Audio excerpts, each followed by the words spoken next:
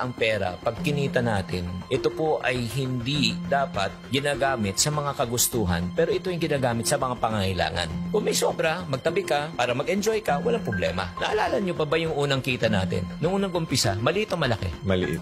Himala, nung maliit ang sweldo, maliit ang kita na pagkakasya, minsan may sobra pa. Nung lumaki ng kita, nagkulang na nagkautang pa. Exactly. So, ano problema? Yung kita? Hindi. Tao ang problema. Exactly, yung taong umawak ng pera. Nagre-reklamo tayo sa inflation na hindi mo makokontrol. Ang problema, yung lifestyle inflation. Marami sa mga kababayan natin na kahit anong laki ng kinikita at sinesweldo ninyo, hindi pa rin kayo makaipon, hindi pa rin kayo makapag-umpisa ng sarili ninyong negosyo kasi napaka-waldas ninyo sa pera. Ang pera, para tong binhi. Think like a farmer. Yan din tinuro sa akin ng nanay ko. Anak, ang pera, tinatanim yan.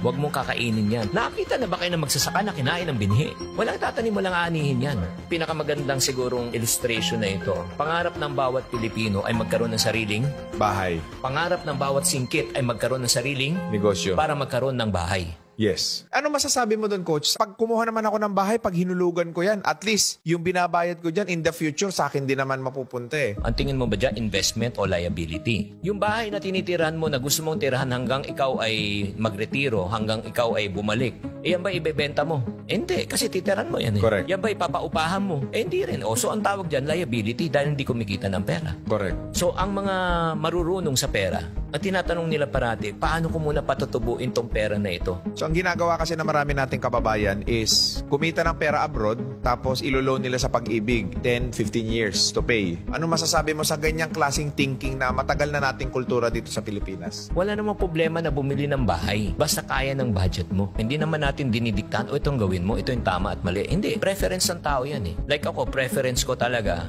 ay kailangan magtiis ka ngayon. Kaysa ngayon, magpakasasa ka, magpakasarap ka, pero sisingilin ka. Kaya nga doon nga lumabas yung nasulat kong aklat ng Diary of a Pulubi. Paulit-ulit na lang yung mga concern na mga dumalapit sa akin. Online na utang ngayon na yung online lending app. Nakakaawa talaga. Pag tinanong ko, bakit pa kayo nagkautang? Una, ang feeling nila, hindi na uubos yung pera. Kasi iniisip nila may papasok pang sweldo. So, uutangin na nila in advance. Yun po yung mga bagay na yun. Kaya naisulat yung aklat niya, nakikita ko na talaga, yun nga yung mga weakness eh. Sa OFW, sobrang matulungin na pulubi later. Panay sakripisyo na hindi na nila iniisip ang kanilang sarili. At ito pa ang pinakamasakit sa pagtulong. 9 na beses kang tumulong. 1 beses ka lang tumanggi. Napakasama mo na, kuripot ka na, makasarili ka pa. Kaya napakahirap na maging OFW. Naging masama pang tao. Kawawa talaga. Pag nagbago ang financial mindset ng isang tao, magbabago talaga ang buhay. Yes. Meron nga akong isang matinding realization dyan kung bakit maraming mahirap sa Pilipinas. I mean, hindi ko sinisisi yung mga malls. Nasa Pilipinas ang pinakamalalaking mall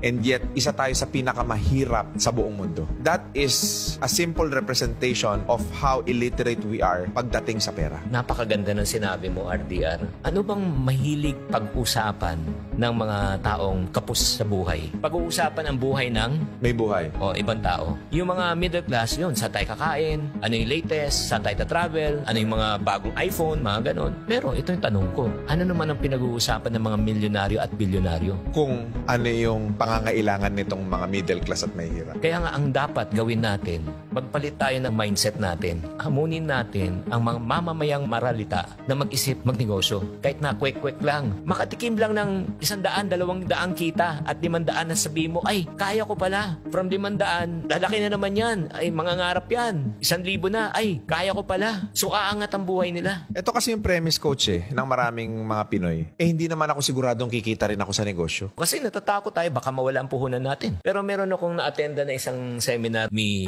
Senator Manny Villar. Sabi niya, nagtataka ako sa ating mga Pilipino. Bakit tayo natatakot mamuhunan at mag-umpisa ng negosyo? Walang-wala na tayo eh. Nasa ilalim ka na nga eh. Ano pa mawawala sa'yo? Eh wala ka na at the first.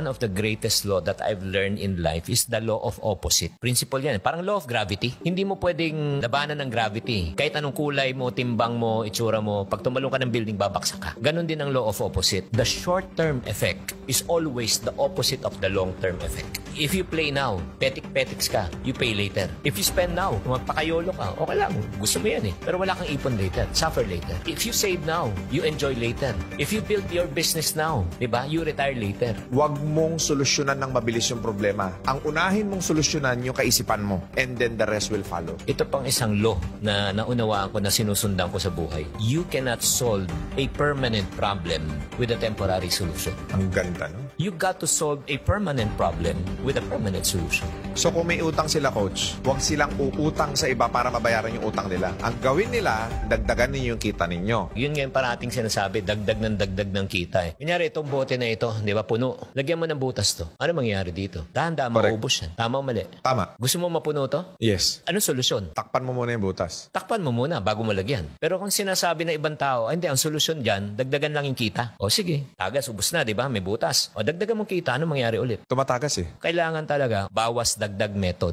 Bawasan mo muna ang mga gastos na hindi mo talaga kailangan. Pag nabawasan na, dagdag. Pag dumadagdag na yan, mapupuno na to. Mindset talaga eh. That because of your mom, yung mga turo, ngayon naaalala mo, di ba, coach? Kaya pala ako naging chingkitan ngayon, hindi pala dahil magaling ako magsalita. Kaya pala ako naging chingkitan ngayon, hindi dahil sa magaling ako sa public speaking, magaling ako makiharap sa tao, hindi pala. Dahil pala ito sa nanay ko, na nagturo sa akin mula pagkabata. Kung ano man yung natutunan ko sa labas, additional na lang yun. Siyempre, nagkamalay ka na, naunawa mo na. Ito pala yung pampatibay. Para sa akin, ma-reject yung masabihan ng masasakit. Okay lang. Normal. Kinakatakutan ko sa buhay ko ay maghirap. Kasi alam kong mahirap na maging mahirap eh. At ayaw ko na bumalik sa ganong sitwasyon. Kaya nga, para sa mga tao nakikinig at nanonood ngayon na natatakot na magnegosyo, pumili ka na rin ng takot. Ano mas nakakatakot? May nagkasakit sa pamilya, kailangan mo pumunta ng ospital, i-ospital ang iyong mga mahal sa buhay at wala kang kapera-pera at mangungutang ka sa mga mata pobre mong mga kamag-anak. Ano mas nakakatakot? Ako takot na ako sa ganung mga sitwasyon eh. Kaya sinasabi ko, basta marangal, gagawa ko ng paraan para makalabas ako sa ganung klaseng sitwasyon. Marangal, moral, ethical, gawin mo. Bago